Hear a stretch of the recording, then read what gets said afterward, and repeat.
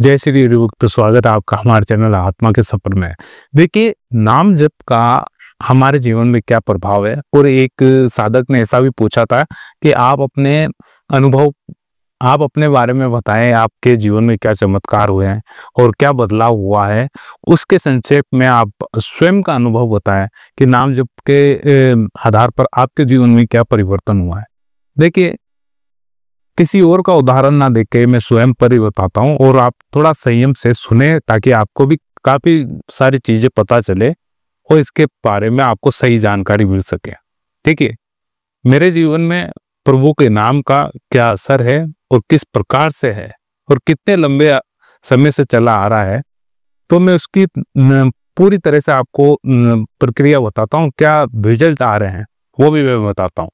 देखिए, नाम जब मुझको इतना कुछ पता नहीं था, असमंजस में था मैं शुरुआती रूप में कि भाई नारायण नाम, राम नाम, कृष्ण नाम, हनुमान नाम क्या करे, वास्तविकता क्या है, किस ओर जाए, कोई अता पता कोई ठिकाना नहीं था शुरुआती रूप से।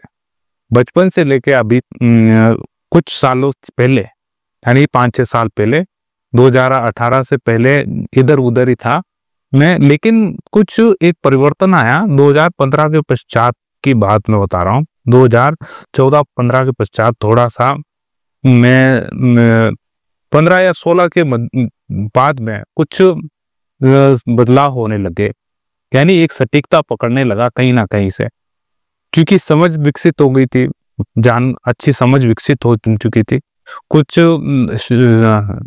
शास्त्र थे, कुछ स्रोत थे जिनके माध्यम से मैं ईश्वर का ध्यान करता था, उस आध्यात्मिक मार्ग पर निरंतरता से रहने की कोशिश करता था। उदाहरण के रूप में पुराण, मत्स्य पुराण पढ़ी मैंने, विष्णु पुराण पढ़ी, काफी हद तक काफी सारी एक पुराने पढ़ी। तो अब इसमें क्या है कि मैं सही दिशा नहीं पकड़ पा रहा था। भाई, विष्णु पुराण में भगवान विष्णु के वर्चस्व, दुर्गा पुराण में दुर्गा का वर्चस्व और शिव पुराण में भगवान शिव का वर्चस्व, तो भाई तो सही आधार पकड़ में नहीं आ रहा था। हाथ जोड़ ले भगवान से कि प्रभु, कि मुझको आधार नहीं पकड़ में आ रहा है बिल्कुल भी, है ना, कि आधार पकड़ में आना बहुत जरूरी है। आधार परिपक्व रूप से पकड़ में नहीं आ रहा है कि कहाँ से शुरुआत हो रही है। कृपया आप मार्गदर्शन करें। गुरु की आवश्यकता थी मेरे जीवन में।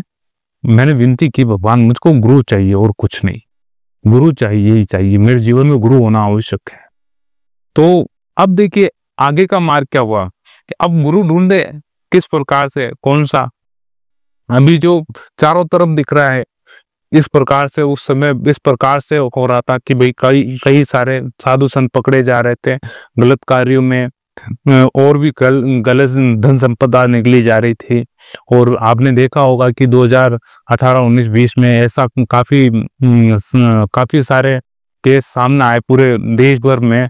तो संतों के प्रति जो उन लोगों ने एक स्वरूप सामने दिखाया, तो इससे भक्तों के मन में काफी ठेस पहुंची, ये वास्तविकता।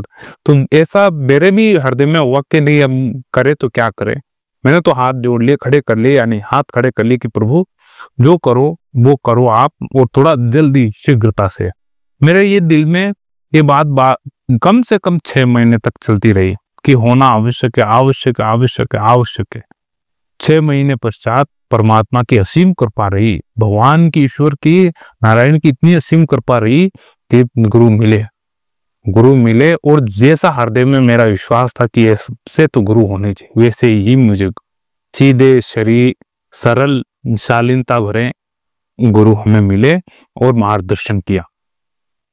तो उसके पश्चात मैंने और जितनी भी चीजें थी सब छोड़ दी, सब पीछे छोड़ दिया, और जो गुरु ने मार्ग बताया उसी को पकड़कर अभी तक मैं चलता जा रहा हूं और चलता रहूंगा अंतिम समय तक। तो ये स्थिति है, ये चीज मेरे भीतर परिवर्तन आई है। देखिए, नाम, अब नाम का भी क्या वर्चस्व है। मैंने गुरु मंत्र के बारे में बताया आपको। अब नाम, यहाँ मुख्य रूप से नाम की बात हो रही कि नाम जप के बारे में, कि नाम तो बहुत बड़ी चीज है। शुरुआती रूप में मैं प्रभु का नाम लिखता था, मुझको लिखने की आदत बहुत अच्छी ये मेरे पिता से मिली है। लिखने की आदत। मेरे पिताजी राम नाम लिखा करते हैं, बहुत बहुत मात्राओं में लिख चुके हैं और अभी उनका चालू है लिखना। वो राम भक्त है, तो राम राम राम लिखते रहते हैं। और ये आदत मुझको मिली हुई है। मैं राम नाम नहीं, मैं कभी कोई अलग नाम, कोई अलग नाम, लेकिन प्रभु नारायण से जुड़ा हुआ ही नाम लिखता था। नारायण की तरफ मेरा झुकाव बहुत अधिक है, भगवान श्री हरि की ओर झुकाव मेरा बहुत अधिक है। अगर कुछ देखना है तो उनका स्वरूप देखने की मेरे भीतर एक लालसा है जो जगी हुई रहती है हमेशा। अब देखिए आगे क्या हुआ, वो मैं आपको बात बताता हूँ कि मार्ग में चलते तो रहे, नाम का जितना भी मैंने कुछ लिखा, मैंने स्मरण किया, उसका प्रभाव ये हुआ कि ईश्वर की कृपा रही, गुरु मिले, गुरु मिलने के बाद मार्गदर्शन हुआ। अब क्या स्थिति है, अब देखिए अब काफी हद तक काफी चीजों में सुधार हुआ।